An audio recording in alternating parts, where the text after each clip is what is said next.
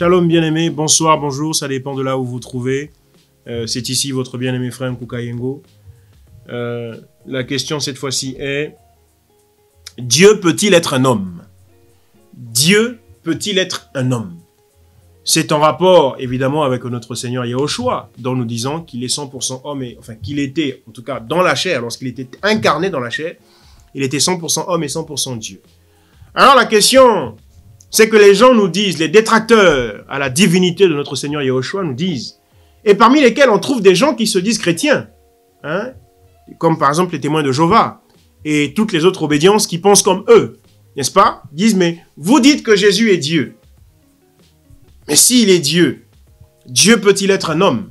Car Jésus, dans sa chair, était un homme.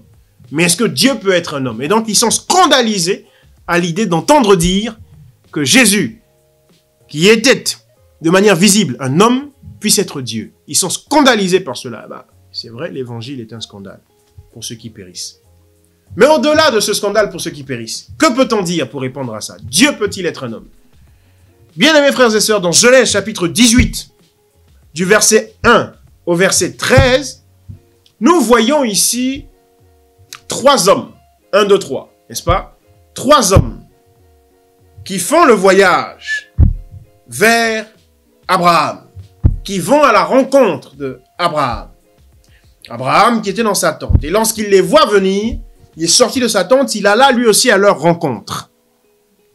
Et ils étaient 3. Alors qu'ils étaient 3, Abraham va dire à celui qui était au milieu: « Oh mon Seigneur, ne t'éloigne pas de ton serviteur, si j'ai trouvé grâce à tes yeux. » Et un échange et une conversation va s'entamer, va s'enclencher.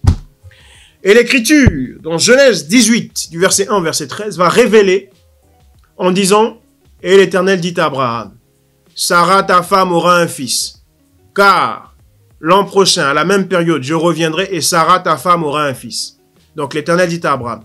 L'Écriture va dire: « Et l'Éternel dit à Abraham, Sarah a ri. » Et Sarah va dire: « Non, je n'ai point ri. » Etc., etc.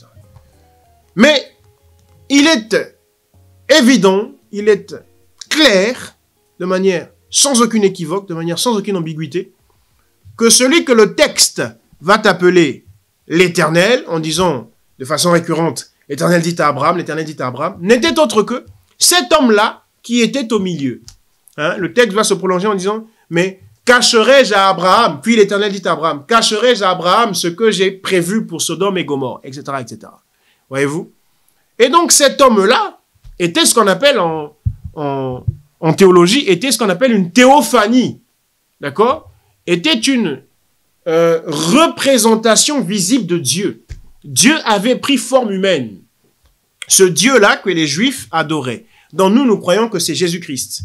Mais que quelques-uns préfèrent appeler Yahvé ou que sais-je encore. Voyez-vous? Ce Dieu-là avait pris forme humaine. C'est pourquoi le texte dit, l'Éternel dit à Abraham, alors qu'il s'agit ici d'un homme. Voyez-vous? Alors, c'est une théophanie, mais qui n'était pas passée par la naissance. D'accord? Dieu est apparu comme ça, il a pris forme humaine, il est apparu à Abraham. C'est une théophanie. Il y a d'autres théophanies, le buisson ardent qui ne consumait point. Là, ça n'est plus un humain, c'était un buisson qui ne consumait point. Mais c'est une théophanie. C'est une apparition de Dieu sous une forme donnée, sous une forme palpable. Que ce soit un humain, que ce soit une forme inanimée, etc., etc. Donc, Dieu peut-il être un homme? Oui, puisque cet homme-là qui parlait à Abraham était Dieu. Et ça ne choque pas les témoins de Jéhovah. Ça ne choque pas nos détracteurs. Ça ne choque pas tous ceux qui pensent comme eux. Mais bizarrement, dès qu'on nous dit que Jésus-Christ est Dieu, ah, mais non, Jésus-Christ est un homme. Oui, mais là, un homme a été Dieu. Un homme était Dieu. Voyez? Donc oui, Dieu peut être un homme. Non seulement dans le Nouveau Testament, mais aussi dans l'Ancien Testament. Demeurez bénis à cette lecture. Shalom.